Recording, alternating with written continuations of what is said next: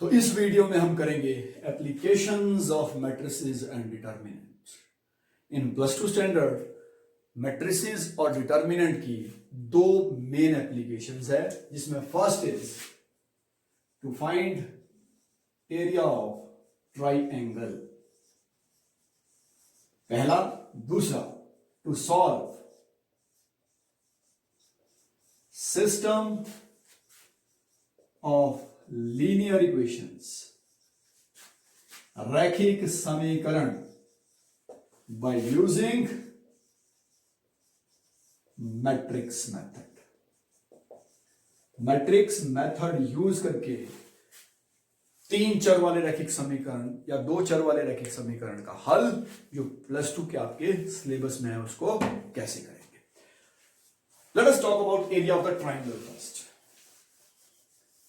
Area of the triangle कैसे निकालें। Let us go back two plus one class. Plus one class में area of the triangle जिसके vertices दिए हैं x1 y1, x2 y2 and x3 y3, हमने कैसे किया था। एरिया ऑफ द ट्राइंगल निकालने का तरीका not in plus one, in fact in matric class, in 10th class हमने एरिया ऑफ द ट्राइंगल कैसे किया था इन कोऑर्डिनेट ज्योमेट्री में। तो area of the triangle is written like this. Area of the triangle is half of x1 y1, तीनों vertex को लिख लेंगे और पहले वर्टेक्स को रिपीट करेंगे। ये फॉर्मूला याद रखने का तरीका था जो हमने डिराइव किया था इन 10th स्टैंडर्ड। याद रखने का तरीका है, कैसे करेंगे। पहले x1 को y2 से मल्टीप्लाई करेंगे और x2 को y1 से, दोनों को आपस में माइनस कर देंगे, पहला पेयर। फिर इसी तरह दूसरा, तीसरा पेयर, और तीनों को आपस में प्लस करेंगे। कैसे, half of x1 y2 minus x2 y1, main से शुरू करेंगे, पहले diagonals, then plus x2 y3 minus x3 y2 plus x3 y1 minus x1 y3, x3 y1 minus x1 y3। तो ये हमने एरिया निकाला था in plus one class, in 10th class in fact. ये एरिया ट्राइंगल का क्या होता है। अब सेम कंसेप्ट, सेम प्रॉपर्टी को डिटर्मिनेंट में कैसे लिखेंगे। तो in determinant this is half of x1 y1 1, x2 y2 1, x3 y3 1. This is area of the triangle by using matrices and determinants.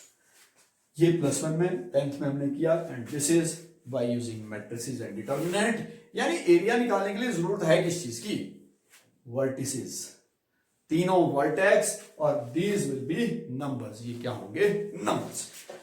अब एरिया ऑफ द ट्राइंगल में questions किस किस तरह के आते हैं।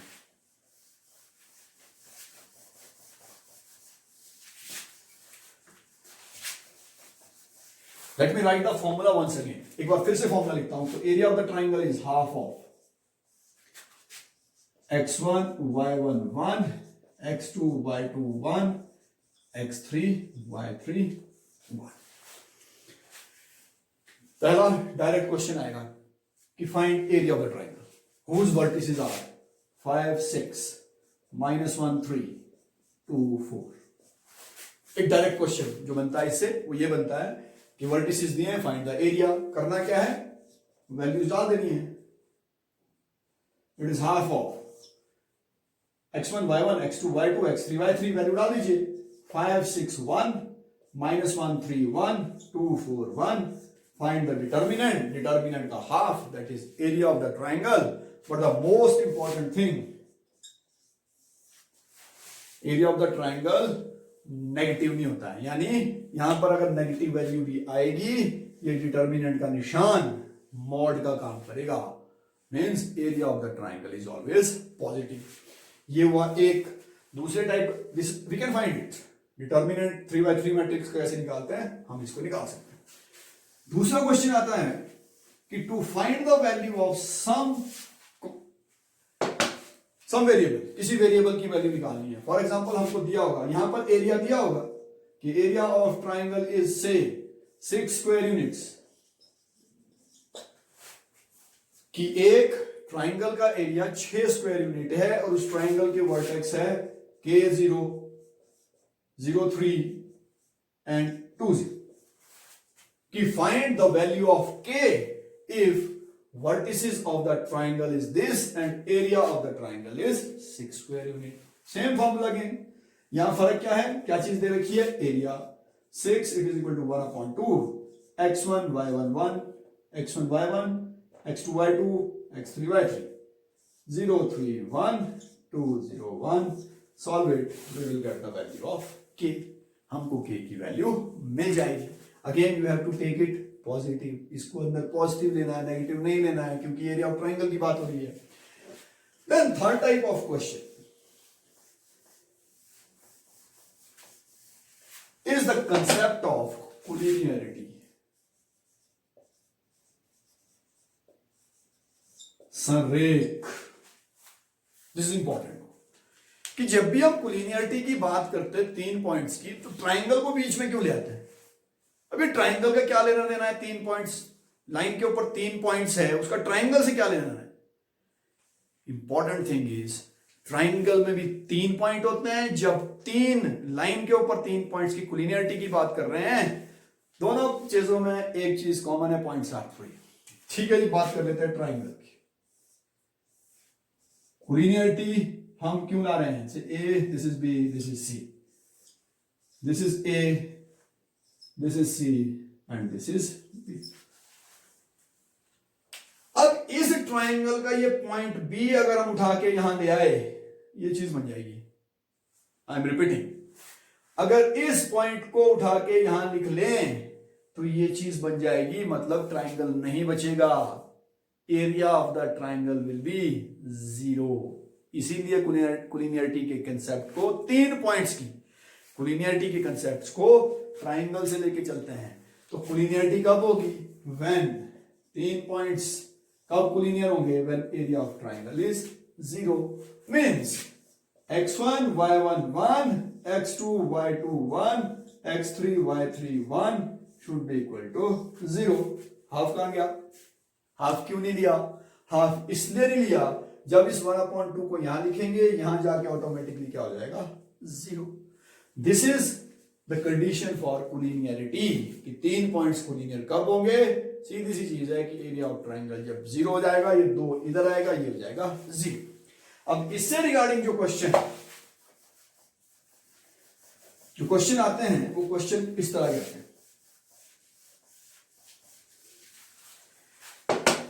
कि find equation of a line. लॉ जी, एक तो डायरेक्ट आ जाएगा क्वेश्चन कि 3 पॉइंट दिए होंगे, प्रूव करो कोलिनियर है कि नहीं. कैसे प्रूव करेंगे? एरिया ऑफ द ट्राइंगल निकालेंगे और वो क्या होना चाहिए? 0. जब area of triangle 0, points will be collinear. ये पहला तरीका. दूसरा जो आपके पास क्वेश्चन आता है कि find equation of a line joining the points 1 2 3 -5. इस लाइन की इक्वेशन निकाल दो बाय यूजिंग डिटर्मिनेंट. डिटर्मिनेंट को यूज करके इस लाइन की इक्वेशन हमको निकालनी है. अब किसी भी कर्व की इक्वेशन, +1 क्लास में ये चीज हम पढ़ चुके हैं कि किसी भी लाइन की इक्वेशन कैसे निकालते हैं. आई रिपीट, सिर्फ लाइन की क्यों, किसी भी कर्व, किसी भी लोकस मतलब line is again a locus, path followed under certain specific condition is a locus. Line locus है, सर्कल लोकस है, पैराबोला लोकस है, हाइपरबोला लोकस है, एलिप्स लोकस है, सारे रास्ते बने हुए हैं. लेकिन कैसे रास्ते? Followed under certain specific condition. तो किसी भी लोकस की इक्वेशन को निकालने के तरीके क्या है? नंबर 1, उस कर्व के ऊपर एक पॉइंट मान के चलना है. आई रिपीट, उस पॉइंट के ऊपर, उस कर्व के ऊपर एक पॉइंट मान के चलना है, चाहे वो लाइन है, चाहे वो सर्कल है, या कोई भी दूसरा कर्व है. दूसरा, apply the given condition. Condition apply करने के बाद जो आपको मिलेगा that will be equation. Simplify करने के बाद जो मिलेगा that is equation. I repeat, number 1, suppose any point on the curve. Number 2, apply the given condition. Number 3, simplify.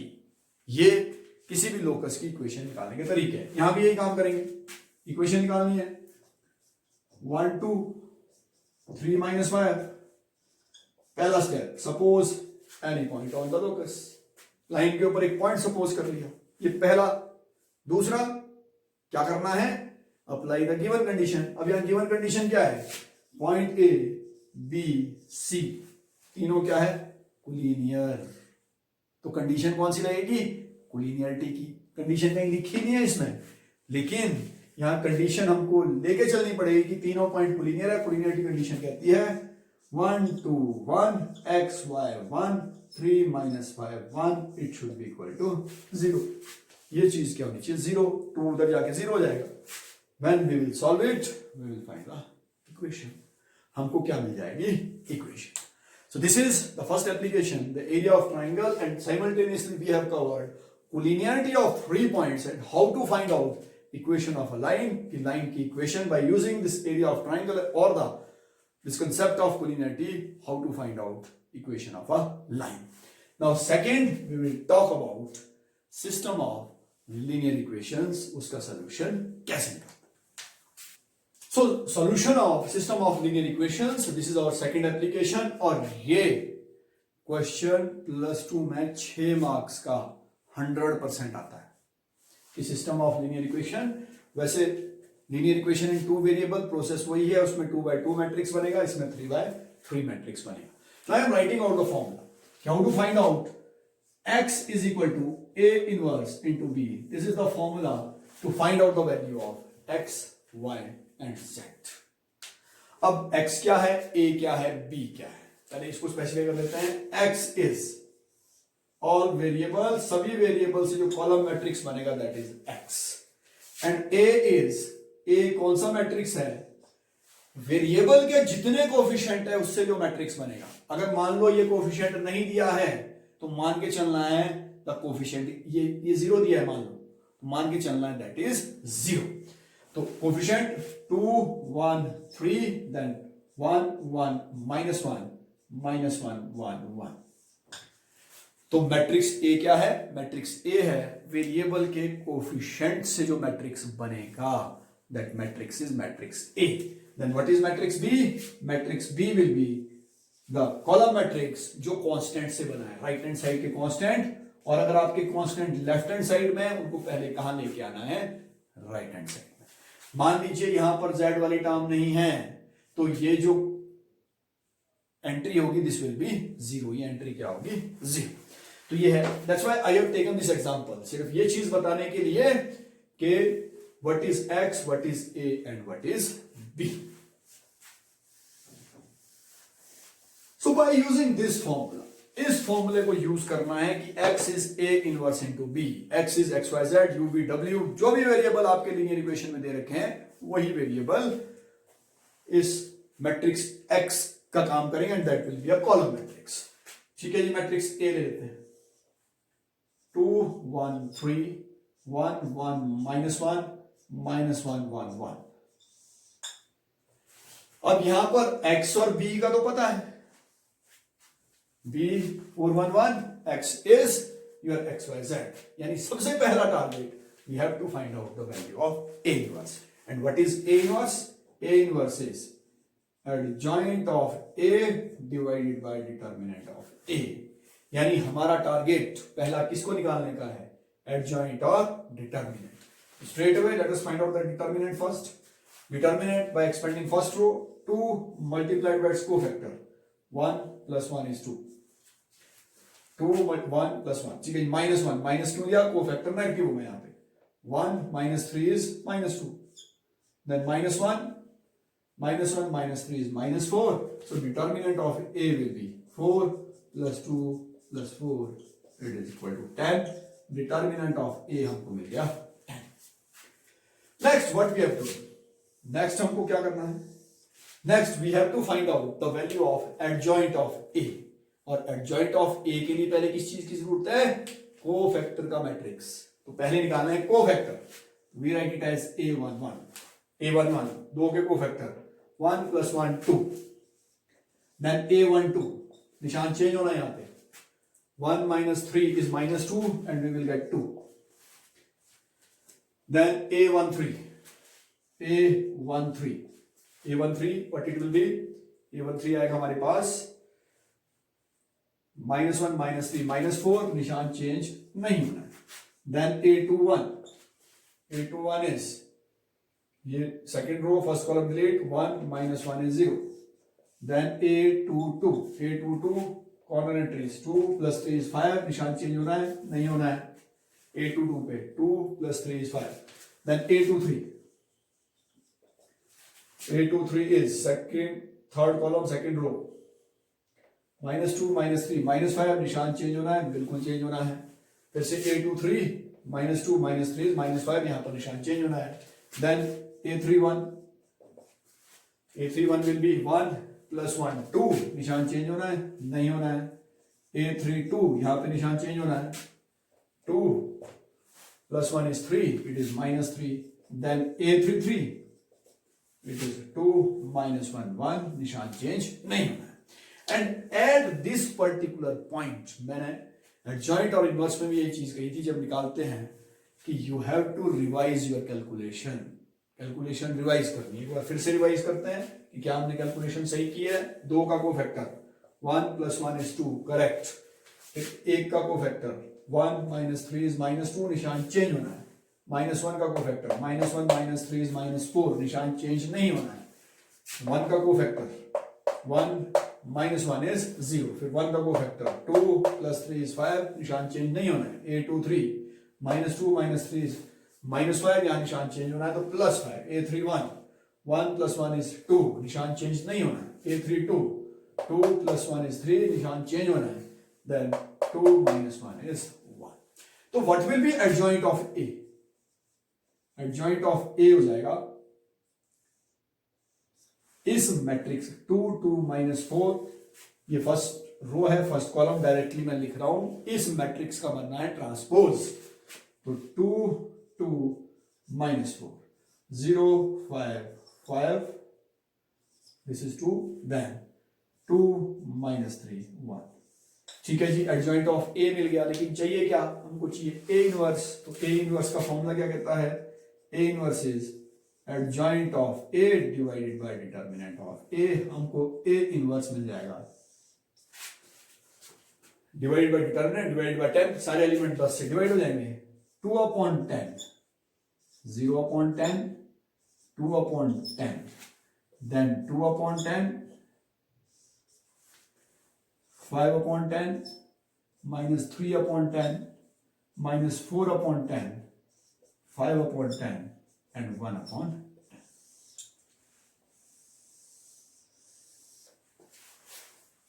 This is A inverse. और यहां पर एक चीज मैं आपको बताऊंगा, यहां कैंसल मत करना, बिकॉज कैलकुलेशन आपकी सिंपल हो जाएगी. 1/5 करोगे 1/5 या 1/5 1/2 एलसीएम लेना पड़ेगा उसके बाद. तो आपने यहां कैंसल नहीं. Now apply the formula. x = a inverse into b. तो x की वैल्यू डाल रहा हूं, x की value x y z. Next is the value of a inverse. a inverse की वैल्यू डालते हैं 2/10. 0 को 0 लिख लो, कोई फर्क नहीं पड़ना है. Again 2/10, then 2/10 5/10 and -3/10, then -4/10 5/10 and 1/10. A inverse multiplied by B. B क्या है? 4 1 1. तो 4 1 1. X is A inverse into B. इन दोनों को मल्टीप्लाई करना है. मल्टीप्लीकेशन कैसे होगी? पहले फर्स्ट रो फर्स्ट कॉलम से, फर्स्ट रो सेकंड कॉलम तो है नहीं यहाँ पे. फर्स्ट रो फर्स्ट कॉलम से, सेकंड रो सेकंड कॉलम से, थर्ड रो थर्ड कॉलम से. तो x y z is x y z, it is equal to, ठीक है जी, फर्स्ट रो फर्स्ट कॉलम से 8/10 प्लस 0 प्लस 2/10, करेक्ट. अब सेकंड रो सेकंड कॉलम से 8/10 प्लस 5/10 -3/10, करेक्ट. फिर -16/10 प्लस 5/10 प्लस 1/10. ये मल्टीप्लीकेशन है. अब देख लीजिए 8 plus 2 is 10. 10 upon 10 is 1. This is 1. 8 plus 5 is 13. 13 minus 3 is 10. Directly क्यों ले रहे हैं? डिनोमिनेटर सेम है. 10 upon 10 again 1. 5 plus 6 is 5 plus 1 is 6. 6 minus 16 is minus 10. Minus 10 upon 10 is minus 1. तो हमको मिला क्या? X, Y, Z. It is equal to 1, 1, minus 1. These are the values. दोनों मैट्रिक्स इक्वल है. X की वैल्यू 1, Y की 1, Z की minus 1. This is how we have to solve the system of linear equations. Linear equation के system को हम कैसे solve करते हैं? Make sure one thing here. Determinant of A should not be equal to 0. Should not be equal to 0. Correct. अगर 0 हो गया आपका A इनवर्स डिफाइंड नहीं होगा. Okay, let us repeat it. एक बार फिर से रिपीट करते हैं. सिस्टम ऑफ लीनियर इक्वेशन में हमने क्या किया? To find the value of x y z, x equal to a inverse into b. तो x क्या है, a क्या है, b क्या है? x is x y z या u v w जो भी वेरिएबल क्वेश्चन में दे रखे हैं. What is a? a variable के जितने कोएफिशिएंट हैं उनसे जो मैट्रिक्स बनेगा that is a. And what is b? जो कांस्टेंट है उनसे जो मैट्रिक्स बनेगा दैट इज b. x और b ये दोनों कॉलम मैट्रिक्स होंगे, यानी एक कॉलम वाले मैट्रिक्स. अब फॉर्मूला कहता है कि x हमको डायरेक्ट पता है, b हमको डायरेक्ट पता है. हमको क्या चाहिए पहले? a inverse. तो a इनवर्स को निकालने के लिए a, फिर निकाला a. फॉर्मूला कहता है adjoint of a divide by determinant of a. पहले डिटर्मिनेंट निकाल दिया. अब एडजॉइंट के लिए क्या क्या चाहिए? कोफैक्टर. और उस कोफैक्टर का क्या लेना है? ट्रांसपोज. तो एडजॉइंट के लिए कोफैक्टर निकाले, उन कोफैक्टर का ट्रांसपोज किया, हमको मिला एडजॉइंट. अब एडजॉइंट मिल गया, डिटर्मिनेंट मिल गया, तो a इनवर्स मिल गया. तीनों वैल्यू डाल दीजिए, x की भी, a इनवर्स की भी और b की भी मल्टीप्लाई कीजिए. This is what we will get. This is very very important question, 6 marks. और इस क्वेश्चन में गलती की गुंजाइश, मैंने पहले भी कहा है, आपको गलती की गुंजाइश, you have to stop here. यहां आपको रुकना है, यहां रुकना है आपको, यहां पर भी रुकना है. डिटर्मिनेंट दोबारा चेक करना है कि सही किया है कि नहीं किया है. कोफैक्टर दोबारा चेक करना है सही किया है कि नहीं किए. एडजॉइंट में यह ध्यान देना है ट्रांसपोज लिया है कि नहीं लिया है. तो ये वो गलतियां हैं जो अक्सर इस क्वेश्चंस में होती है. So this is all about application of matrices and determinant.